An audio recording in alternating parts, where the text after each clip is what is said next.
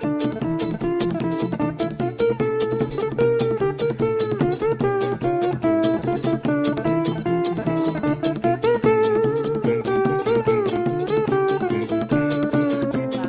esta reforma. Y bueno, mis amigos, es miércoles de México ambidiestro, es miércoles de mi querido y adorado Manuel Pedrero. Ustedes lo saben, yo lo sé, y hoy hay muchos temas, desde el regreso. Ricky Riquín Canallín sigue estando, ay, qué oso. No hablemos de Ricky Riquín Canallín, mejor hablemos de todas las otras cosas que pasan mientras la oposición mexicana decide que quiere hacer berrinche con el presidente López Obrador y decide que se le quiere poner al Sansón con las patadas. Entonces, voy a entrar derechito y sin escalas a este segmento de todos los miércoles. Hoy cumplimos, porque hoy es miércoles y hoy todos los miércoles son de México ambidiestro. Así que, bienvenidos.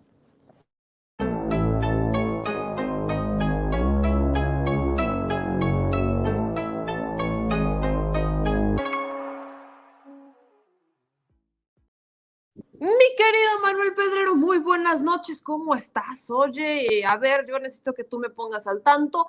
¿Qué es lo que has considerado más importante en estos días?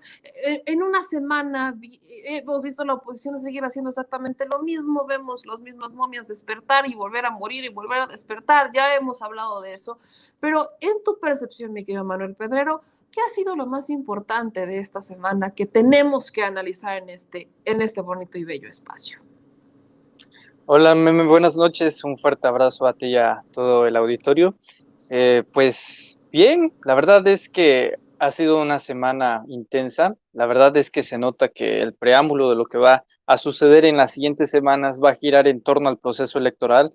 Y yo considero que lo más importante ahorita no se centra en los políticos, sino en el sector mediático opositor diagonal conservador, y yo lo resumiría en dos vertientes. La primera, el factor intelectual, y lo digo entre comillas, vamos a decirle pseudo intelectual, de algunos columnistas que han sido duramente criticados por los mexicanos y que se han prestado al servicio de regímenes. Y luego está desde lo intelectual, y reitero, entre lo entrecomillado intelectual, a lo paródico, y termina siendo en estos dos tipos. Por un lado, Enrique Krause, y por otro, Víctor Trujillo Broso, en las cuales yo pienso que son los dos extremos que pueden sintetizar muy bien cómo ha evolucionado el sector mediático conservador en términos periodísticos y analíticos. Me gustaría iniciar primero con Enrique Krause, porque creo que el que más decepciona y el más grave es Broso, porque Enrique Krause termina siendo más en lo risible. Pero vamos a ver, primero tenemos la historia, que es la madre de la vida, nos ayuda a saber en dónde estamos parados. Sin ella no sabríamos que allá en los años 1860, después de que Juárez gana la guerra de reforma, los conservadores, el sector conservador, huye a Europa para rogarle en ese entonces a Francia que se le otorgara un imperio que no les pertenecía, y un imperio que ni siquiera imperio, a un país que era precisamente México. Y bueno, ahí parece que la historia se repite hoy, pero desde una manera más sumisa y, sinceramente, con la información que tenemos hoy a la mano, más vergonzosa. Porque sí, en aquellos entonces eran los arrastrados que se inclinaban y ponían de rodillas ante Maximiliano de Habsburgo, y hoy es Enrique Krause que, a su puño y letra, a través de su pluma en la columna del New York Times, decide exhibir, pero exhibir de manera histórica, y de veras va a quedar para la historia, el día en el que Enrique Krause trató de persuadir al presidente de los Estados Unidos a través de una columna de un periódico para parar al autoritario López Obrador. La historia, decía Mark Twain, nunca se repite, pero siempre rima. En esta ocasión no solamente rima, sino que también hasta tiene los mismos colores de aquellas épocas en donde la derecha conservadora mexicana, que hoy se puede traducir a lo que viene haciendo Enrique Krause, pues tenga este golpeteo político y sobre todo conservador y mediático hacia el presidente López Obrador. Por un lado es entendible, imagínate que estás ganando 250 millones de pesos como Joaquín López Dóriga, y cientos de millones de pesos al año, para que de 2 años para acá no recibas nada en publicidad oficial. Es director de Letras Libres y haya tenido que recortar a la mitad la producción de sus ejemplares porque simplemente no se vendían, ¿no? La última vez que vi una portada de Letras Libres, simplemente estallé en risa, ¿no? Un país destruido, México, ¿no? Y ahí poniendo una foto de penumbra. Bueno, yo no sé si es una edición retrasada cuando gobernaba Felipe Calderón o Enrique Peña Nieto, porque de verdad es que es increíble la forma en la que tratan de dar marometas y en la que este hombre, que de verdad yo creo que se autopercibe como el Octavio Paz de este siglo, pero simplemente es un cero a la izquierda, piense que a través de su sistema engañabobos, de creer, no, los libros, la historia, a ver, vamos a ser claros, tanto él como un gran sector, un grupo, que el llamado Círculo Rojo de analistas, periodistas, como Héctor Aguilar Camín, como Leonardo Zuckerman, como Jorge Castañeda, Jesús Silva Herzog y muchísimos más, hayan durante años sido serviciales. Hoy fíjate que la derecha, sobre todo en Twitter, hace la crítica en la que los periodistas, los nuevos periodistas, comunicadores,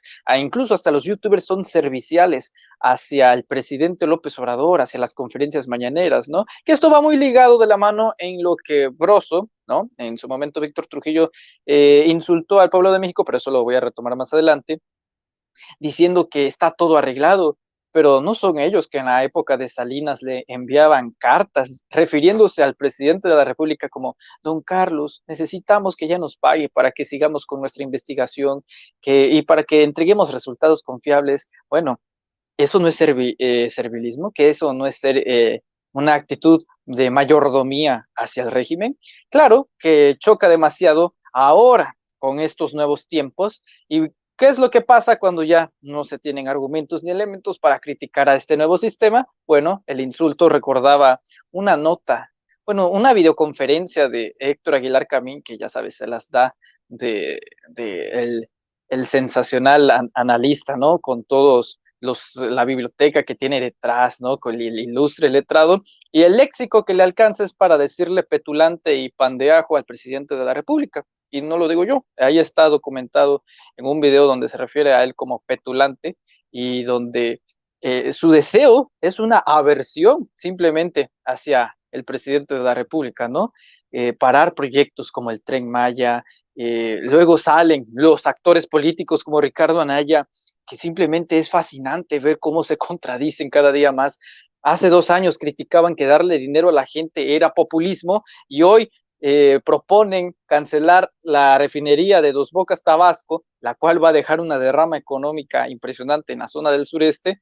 Quieren cancelarla a través de una consulta a las que decían que eran ilegales y anticonstitucionales y quieren regalar el dinero, pues ¿para qué? Para conseguir aprobación, votitos, porque se esperan las próximas elecciones. Así que simplemente es la decadencia de los sectores políticos opositores al gobierno del presidente López Obrador y más allá a toda esta coyuntura de la 4T y también, desgraciadamente, del sector mediático y de la decadencia de estos pseudo intelectuales y periodistas. Bien los acabas de describir, mi querido Manuel Pedrero. Vemos que son los mismos de siempre. Yo lo decía ayer y es algo que hemos repetido y particularmente lo he repetido también contigo, que lo que a mí me parece muy lamentable y lo que me parece, creo que es un foco de alerta, es que en al menos, y digo en al menos 21 años, 20 años, hemos visto los mismos personajes, los mismos discursos, las mismas estrategias, los mismos discursos en contra de la misma persona, que hoy ya es presidente, mientras que ellos pues son o eran los mantenidos del poder, ya no son los mantenidos del poder, ya quedó perfectamente claro que bueno, ya perdieron ese privilegio, las cartas que recibían y que mandaban besándoles las pelotas, esto que hemos visto en más de una ocasión, que ocurría y no podemos llamarlo de otra manera, se les acaba el negocio y es lo que despierta la queja. Yo lo repito, parece que es justamente el por qué no han estado moviendo un solo dedo por cambiar sus tácticas. Lo digo, por ejemplo, una revista Nexos, ¿no? En vez de buscar rascarse con sus propias uñas, en vez de buscar hacer algo diferente, apela al golpeteo para pues, no perder esos beneficios, no perder esos privilegios. Y es exactamente lo mismo que hemos visto una y otra vez de forma reiterada, reiterada, reiterada, reiterada y reiterada. Y lamentablemente, pues esto es algo que no podemos simple y sencillamente no podemos ni modificar, ni ver, ni nada. Entonces, esta parte creo que era importante rescatarla y creo que era importante mencionarla porque son justamente los mismos personajes de toda la vida.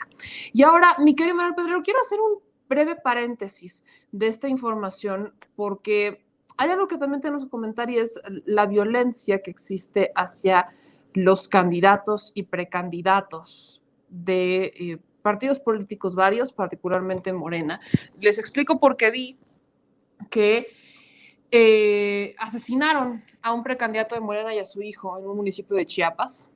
El también ex juez municipal en Chinón fue atacado a balazos junto a su hijo Kevin de 8 años, su esposa y otra persona más. Algo habíamos pronosticado el señor productor y yo, y es que estas iban a ser unas elecciones bastante complicadas y en donde no iba a faltar, y lo digo lamentablemente, no iba a faltar ese tipo de atrocidades que ocurren, en donde vemos que hay pues asesinatos a los candidatos o precandidatos de varios partidos. Y hoy veo con preocupación unos tweets. Me preocupa mucho verlos porque son tweets que veo reiterados. Y miren, ahí les va, y esto es algo que me habían estado mencionando, y lo hago justamente con mi querido Manuel Pedrero estando presente. En 2019, ¿no? El 24 de noviembre de 2019, mi querido Diego del Bosque, diputado federal por Morena, hablaba de una lamentable situación que ocurriría en Cirándaro, Guerrero, con el alcalde, en donde pues se retomaba este tuit de Gregorio Portillo. Dice, pobladores de Serrano denuncian el arribo de grupos armados que están saqueando sus pertenencias desde muy temprano y aseguran se dirigen a la cabecera. Desde ayer las fuerzas federales se retiraron de la cabecera municipal, estamos a expensas del crimen, cuánta indolencia. Solo el pueblo puede salvar al pueblo y solo el pueblo organizado puede salvar a la nación. Y hoy retomo otro tuit de Diego del Bosque, donde empieza a circular información que habrían levantado a este alcalde. Esto es algo que está circulando en estos momentos, que lo habrían levantado, estamos hablando de un municipio en Guerrero, Cirándaro. Este alcalde en 2019 habría hecho denuncias donde estaban expensas prácticamente del crimen y hoy, en pleno proceso electoral, siendo alcalde morenista en Cirándaro, Guerrero, lo habrían levantado. Es algo que todavía no hemos visto confirmado por las autoridades locales. Yo no lo he visto todavía confirmado por los medios de comunicación de la entidad, ni mucho menos. Es algo que solamente está circulando en redes sociales. Es algo que retomo de Diego del Bosque, diputado federal, que está solicitando la intervención de las autoridades para garantizar la integridad del alcalde y garantizar que regrese con bien. Entonces, esta es la parte en la que se habla de vamos a activarnos. Pero, ¿por qué retomo un tuit del 2019 versus algo que está ocurriendo en este momento?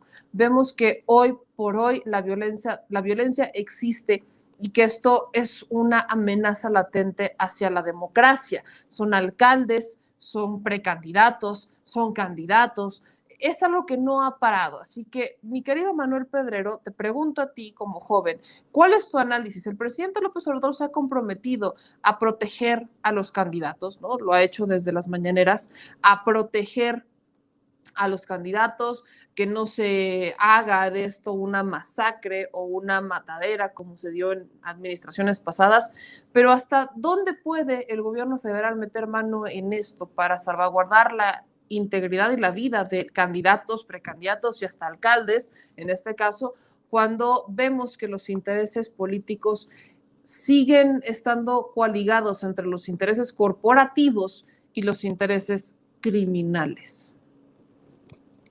Bueno, a partir de no solamente este suceso, sino de múltiples y varios lamentables actos de violencia política que transgrede de lo verbal. Yo siempre he dicho que la violencia verbal preludia inevitablemente a la violencia física y yo veo un patrón porque también hace poco oí de un caso de un candidato del PRI allá en el norte, si no me equivoco, concretamente en el estado de Chihuahua, donde también sufre un atentado y muere, en partes donde uno no quisiera ser mal pensado, pero ve que son lugares, zonas, regiones en donde triste y lamentablemente no gobierna el Estado, sino los grupos criminales, en donde cuando alguien puede ir en contra de sus intereses o en contra de un candidato que ya les había prometido o beneficiado algo, pues se ven en la necesidad de eliminar a estas potenciales amenazas políticas que irían en contra de sus intereses. Ahora, me hiciste recordar en cuando 2018, cuando todavía existía el famoso CISEN, cuando Ricardo Anaya denunció persecución política porque algunos agentes del CISEN lo estaban persiguiendo y ellos argumentaban que era para su protección política, evidentemente cosa que no era cierta, o sea, gobernaba el PRI, con eso tenemos razones suficientes para sospechar, y yo no diría que se debería de reinstalar el CISEN, que básicamente era como la CIA mexicana, pero sí un grupo especializado y que también los candidatos de todas las partes de la República y más en este contexto de que tendremos macroelecciones, elecciones inmensas, hablamos de 15 gubernaturas, 500 diputaciones y más de 1.500 ayuntamientos. Yo me pregunto que de esos 1.500 ayuntamientos, pues mínimo habrán 3 partidos políticos que postularán a 3 diferentes candidatos. Imagínate cuántos de ellos no temen por su vida, por las vidas de sus familias. Debería de implementarse un sistema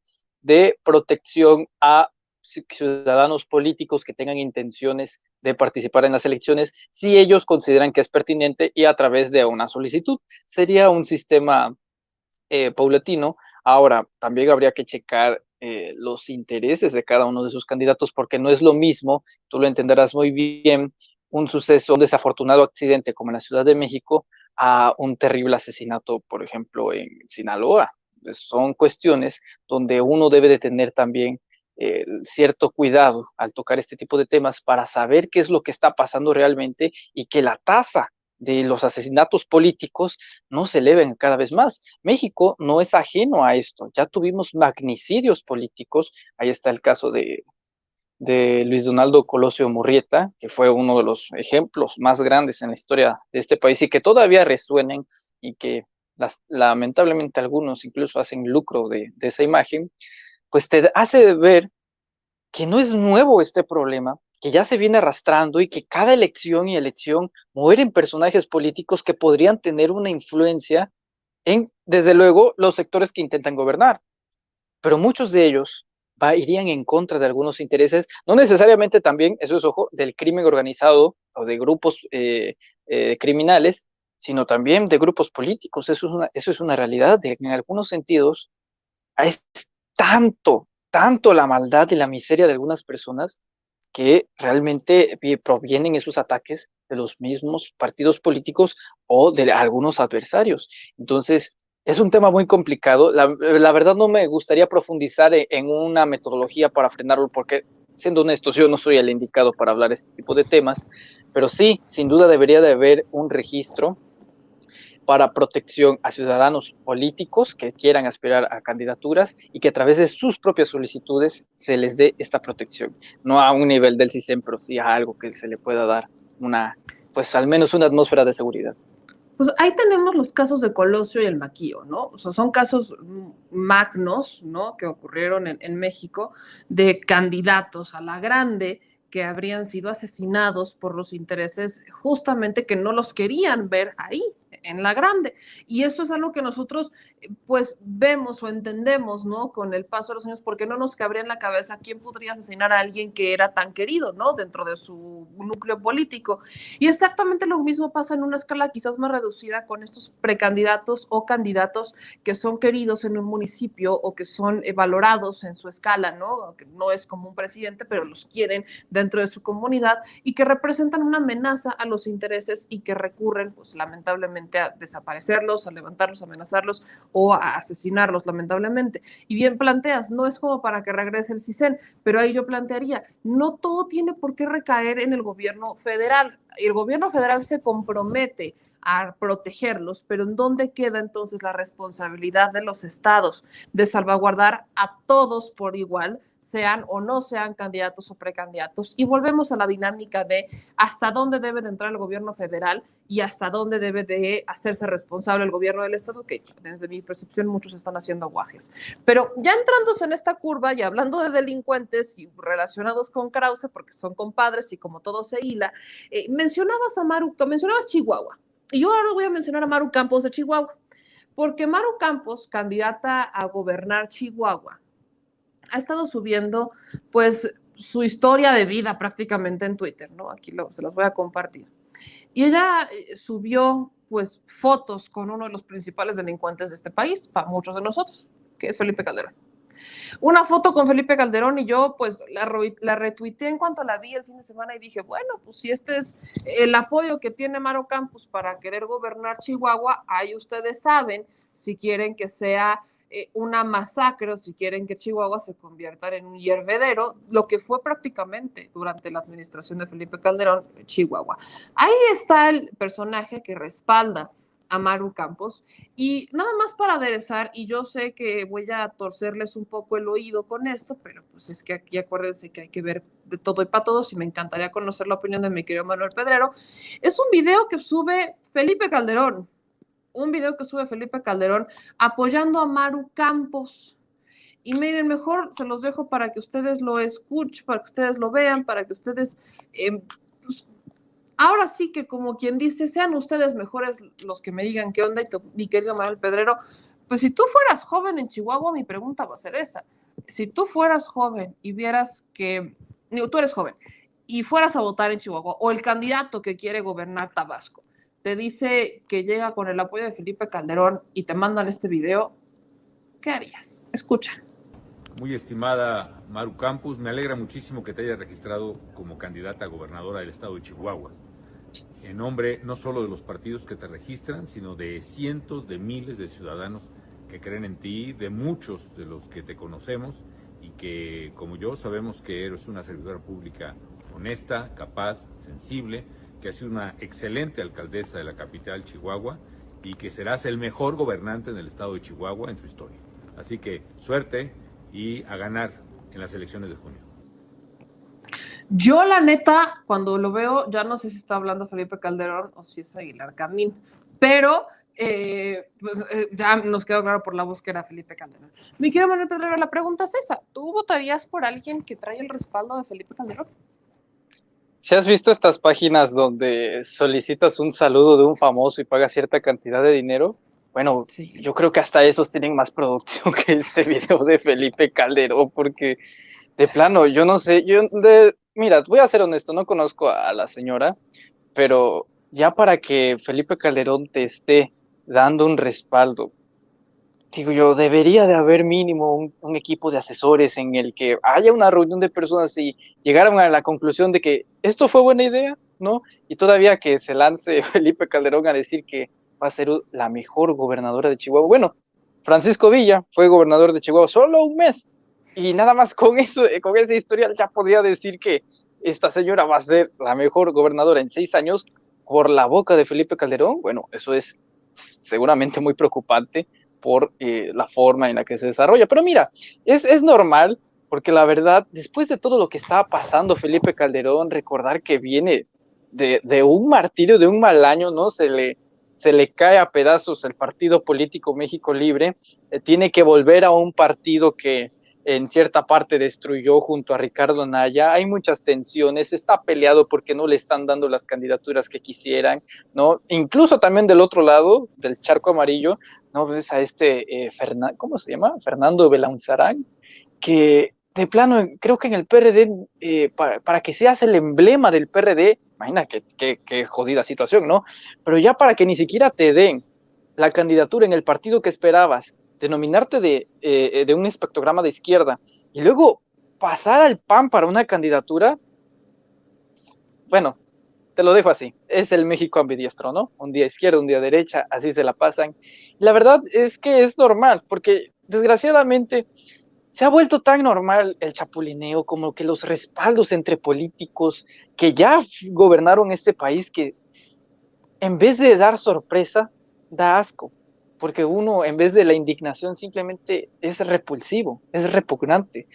Así que ver este tipo de respaldos o de candidaturas como la que ya mencionábamos, creo que la semana pasada, ¿no? El caso de Villahermosa que te contaba, y no solamente es ahí, está San Luis Potosí, está Nuevo León, y se repite en casi todos los estados de la República. Es triste porque condenan a la ciudadanía a no saber por quién votar con seguridad cuando se concentran estos grupos de poder inquistados, esa es la realidad, en otros partidos políticos que dices tú, es lo nauseabundo de la política mexicana.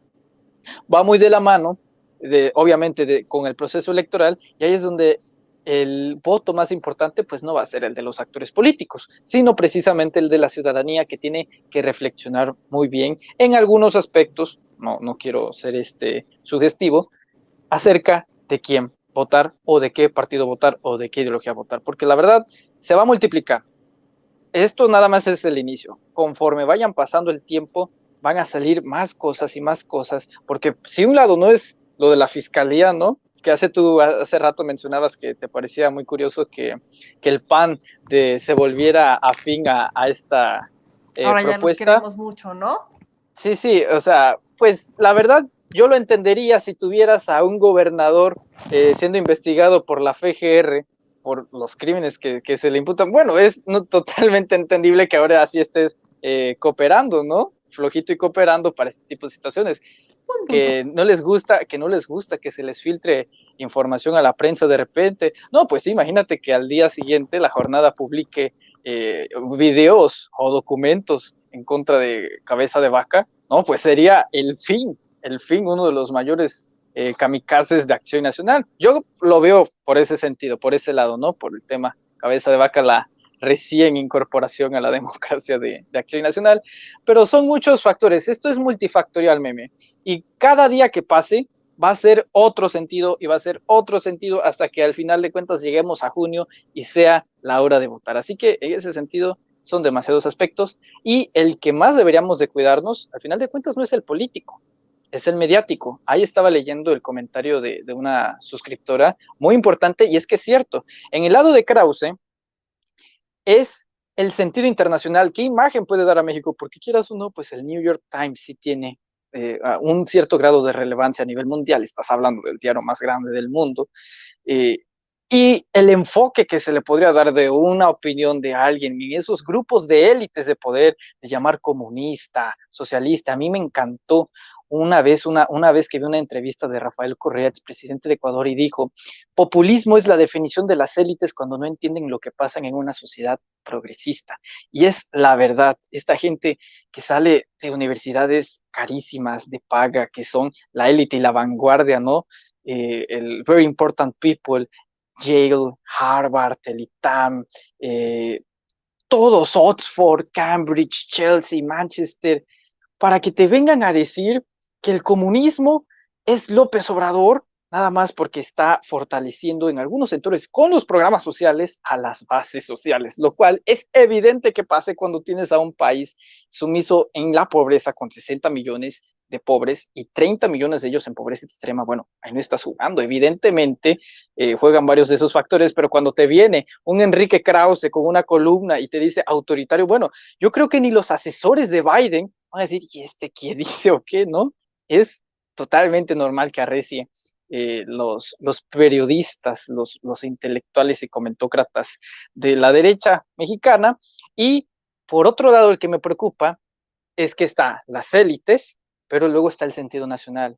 Desgraciadamente, con lo que explotó la semana pasada referente al tema Víctor Trujillo Broso, pues ahí te das cuenta de que no pueden soportar una semana sin exhibirse a sí mismos. Un día se definen feministas. Feminista es un personaje que históricamente ha sido reconocido por maltratar y ser misógino, machista, y sexualizar a una mujer, cosificarla y tratarla como un objeto sexual en un horario de las 6 de la mañana, 7 de la mañana. Yo me imagino que en los 14 años de emisión del Mañanero los niños que iban de primaria, secundaria, arreglándose para irse a la escuela, despertando y viendo a un payaso tocando las partes de una mujer, encimándosele, haciendo arrimones. Bueno, te habla de lo podrido que estaba la televisión mexicana, y luego sale Víctor Trujillo a decir, no, es que no era Broso, no era yo, era Broso, escudándose en el personaje, que era una ficción.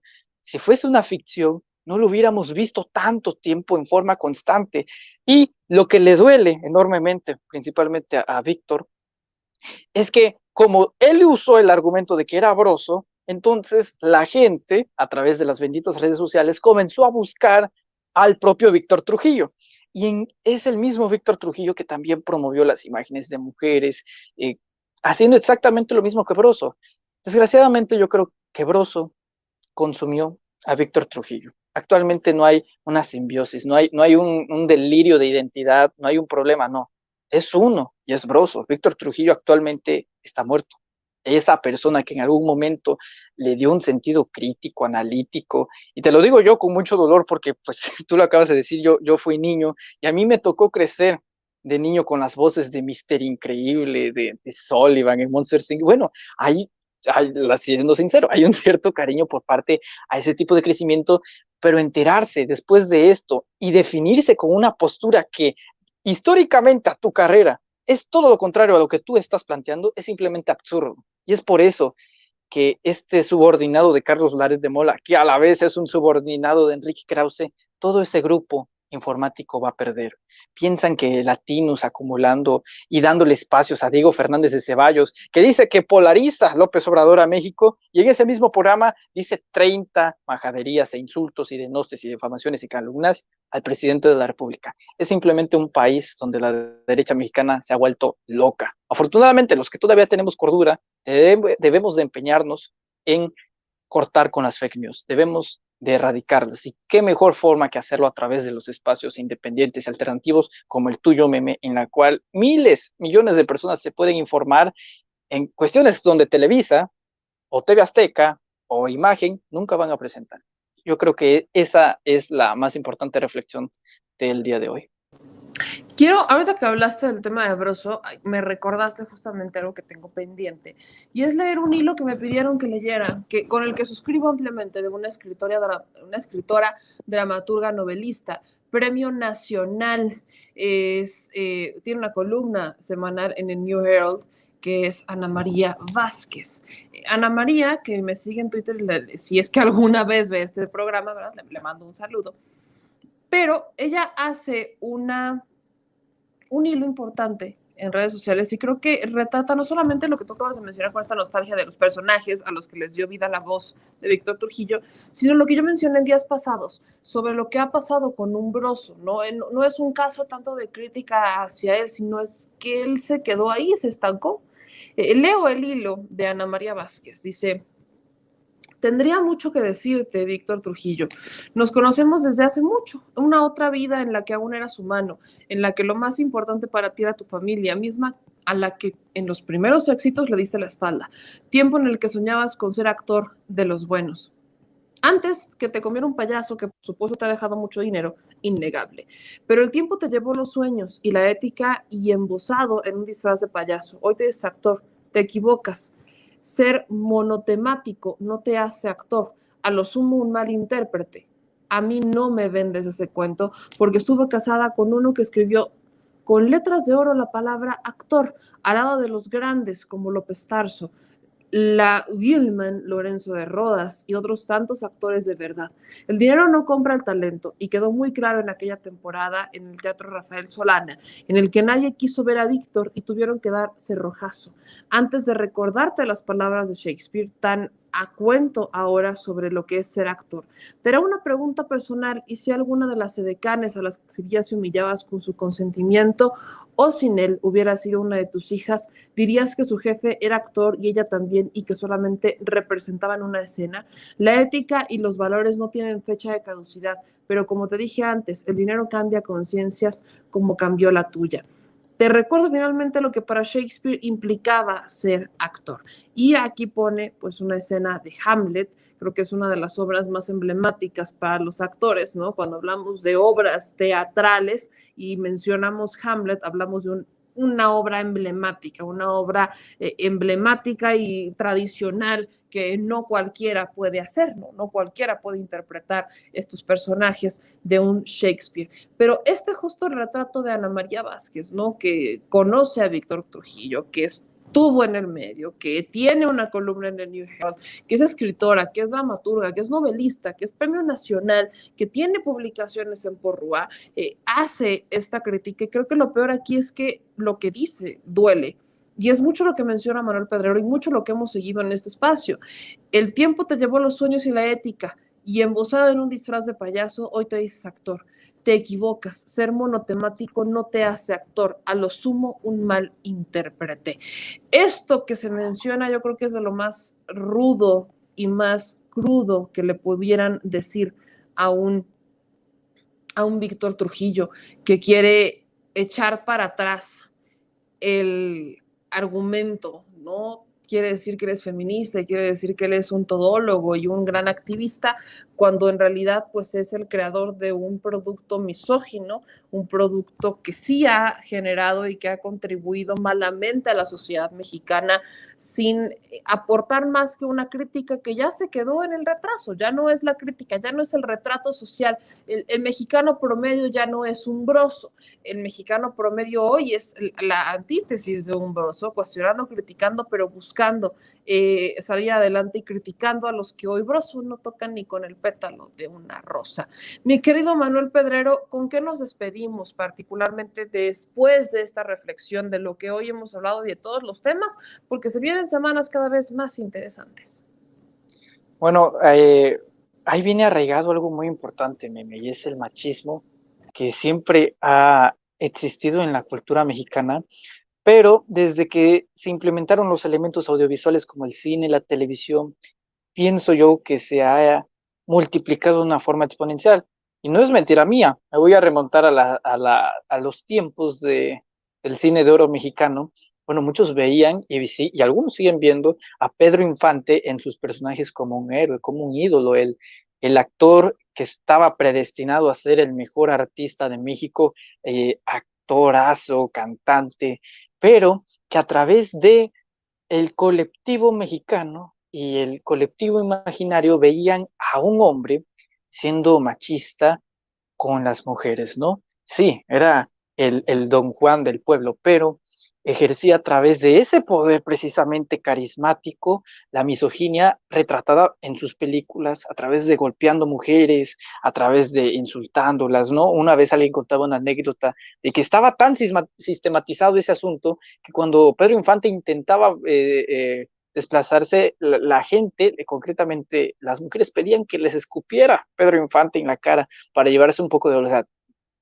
Una generación, 2 generaciones, 3 generaciones enteras creciendo bajo la imagen de no solamente Pedro Infante, sino de muchísimos más, pensando que ese era el modelo a seguir, ¿no? El macho mexicano, la hombría y demás.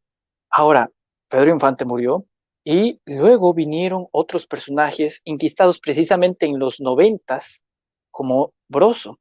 Y muchos en Broso, a pesar de ser un payaso o de ser un hombre que pues se ha convertido en algunos aspectos un ídolo, porque usted veía, por ejemplo, casos como latinos y vas a ver en los comentarios que hay muchas personas que están enamoradas de Broso y siguen pensando al igual que él. Entonces, caen en ese mismo error y idolatrar a un personaje que en su reflexión y en la forma de vivir es que crecen las mismas generaciones tomando el mismo error. Entonces, desgraciadamente, ese es el problema. ¿Cómo revertimos esta situación? Yo creo que a través de la familia. Afortunadamente, nadie nace sin un padre o una madre. En algunos casos, hablo claro biológicamente, pero siempre a través de la cultura, de los valores, enseñándoles a un niño que golpear a una mujer está mal, que insultar a una mujer está mal y que eso siempre, siempre está mal. Eso es lo importante, Nene, que a través de nuestros niños tengamos la visión de que los errores de los adultos no se vuelvan a cometer. Sintetizado en una frase de una escritora uruguaya, no hay que castigar no habrá necesidad de castigar a los hombres si tenemos la oportunidad de educar a nuestros hijos. Y eso es con lo que yo me quedo. Ojalá que nuestros niños no tengan el error que muchos hemos cometido y que todavía tenemos la oportunidad de cambiar. Mi querido Manuel Pedrero, ahora sí te pusiste reflexivo y me encantan estos miércoles de México ambidiestro. Pues ahora sí, dinos, ¿qué pasó con el libro? Yo vi que ya se acabaron los ejemplares, alguien triunfó en esta primera impresión de su libro, así que, ¿qué sigue, mi querido Manuel Pedrero? ¿Cuándo sale la reimpresión? ¿Cuándo vienen los segundos tirajes? Cuéntanos dónde pueden seguirte las personas, creo que esto es importantísimo porque estás bien chavito y yo estoy bien contenta de ver que haya jóvenes como tú a los que eventualmente les pasemos la estafeta, jóvenes como yo. No, todos somos jóvenes en el alma, decía Salvador Allende. Mira, es que mira, estamos pensándolo todavía, porque en eso de que sí, si no, luego el miedo llega, pero lo más seguro es que sí, probablemente en un futuro estén pendientes, vamos a sacar el segundo tiraje.